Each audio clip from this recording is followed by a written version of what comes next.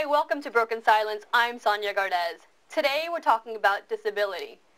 Disability can be a challenge not just for the person living with it, but also for the family. But how do we as South Asians cope with disability? Are we supportive and accepting? Or are we at the forefront of discrimination and isolation? Joining me on the panel today is Jignesh Vadia. Jignesh, thank you for joining us. No problem. Tell us a little bit about your disability and your experience with it. I had a polio since age of 2. So that means I can't walk at all, paralyzed from waist down. My kind of experience with this Asian community is very bad, if you like. Well, how was the reaction? I mean, how was your family? My family and my kind of immediate family, and the friends, some of the friends, they are really supportive. They don't care about my disability, so they see me as a person. Right. They hardly see me as a person with the disability. Right. They see the person first. My family, they're always supportive. They always stick by me whatever I do. Right. In general life.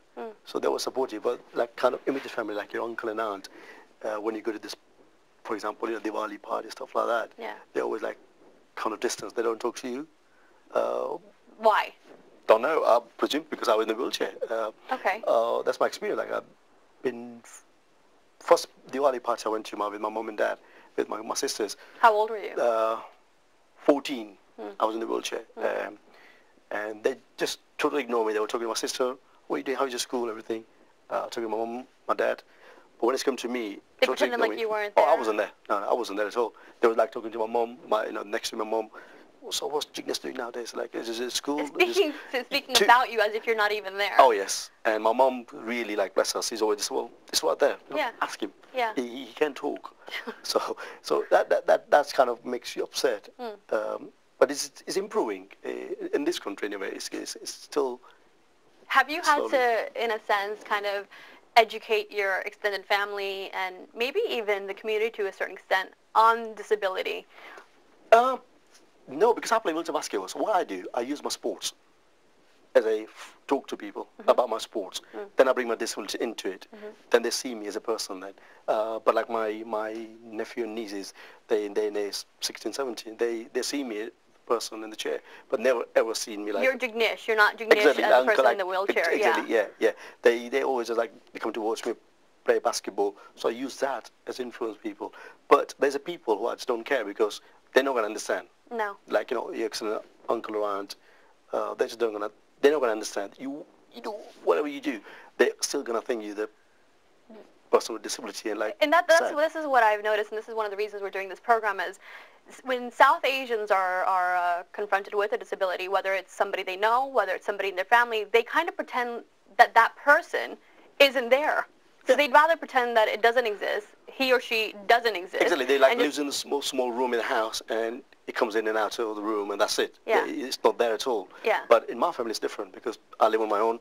I play basketball. I work within the media, so I'm quite independent. I go out. I do what a normal person do.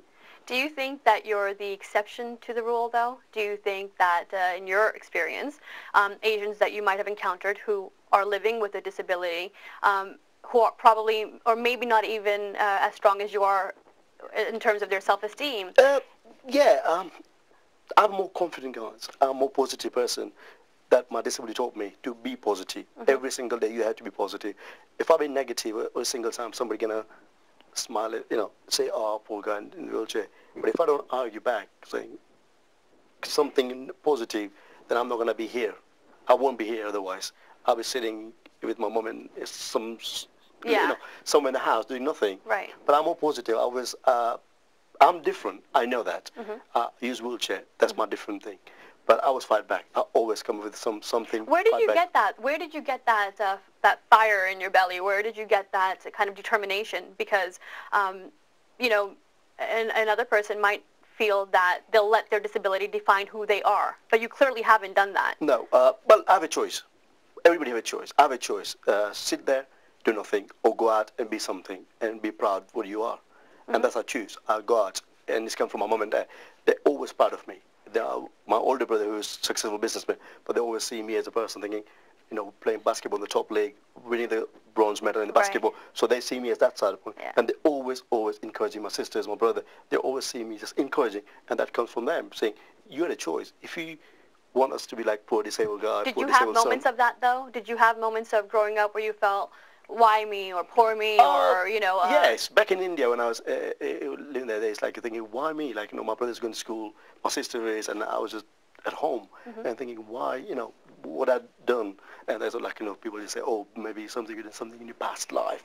That's why you're disabled. See, that's very interesting, because when we were putting the show together and researching it, you speak to various different people living with disabilities and people who work with disabled people, and a lot of people are of the opinion that if you are disabled, it's karma. It's for something that you've done in your last life. So actually, you don't really need a lot of support. We shouldn't really be offering a lot of services because you're actually paying for sins that you might have committed in a past life. And that's so infuriating. It's very, to me, it's like it happens, one of those things, I contracted polio when I was young, happened, and I'm not going to just say, oh, because something I did in the past life. Right, so I'm just worried about next life. If it is something, even if you are of the belief that it is something that you did in your past life, how is that going to help you in this life move forward, right? Yeah, and I'm going to worry about next life because I've been really bad this life.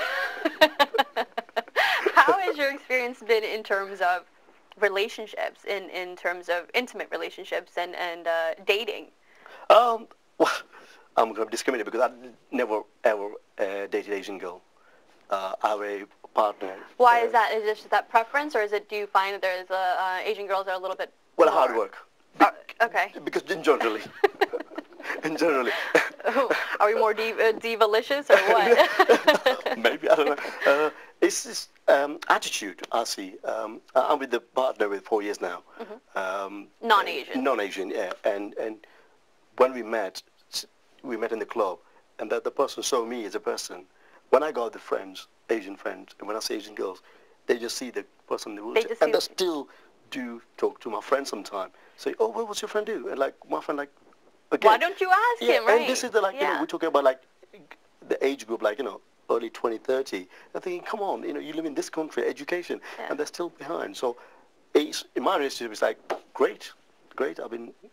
You're so inspiring, not just for people who have a disability, but just for everybody in general, because we'll complain about the littlest things and let that define who we are, and just kind of make excuses for what we can't do. But you haven't done that. You've gone out and you've pursued your dreams, and you're active in sports, and you're dating. What would you tell people that are watching us now that are either living with a disability or have somebody in their family that is disabled? Well, just what I say, like, A, you need the confidence to do something. You need to do something. Otherwise, you're going to just stay in the house. But how can you build confidence when you're dealing with so much ignorance in the community? Like you said, you'll come across extended family, uncles, aunts, girls in a club who see you there, but then don't talk to you, but talk about you. How can somebody living with a disability get over that? Well, like I said, like, I'm quite lucky that I have good friends and family. They always encourage me. So I'm pretty sure whoever's watching this, like, with disability, they must have somebody there to support them in a nice way. So they have to do is just find something and pick up that positive rather than negative thing. Yeah. Yes, for rather negative. Like, if I'm worried about what my uncle said or my auntie said about me being disabled because I did something in the past life, and my mom kind of argued with saying, just ignore her. You do what you want to do. And here I am, like, I'm doing what I want to do.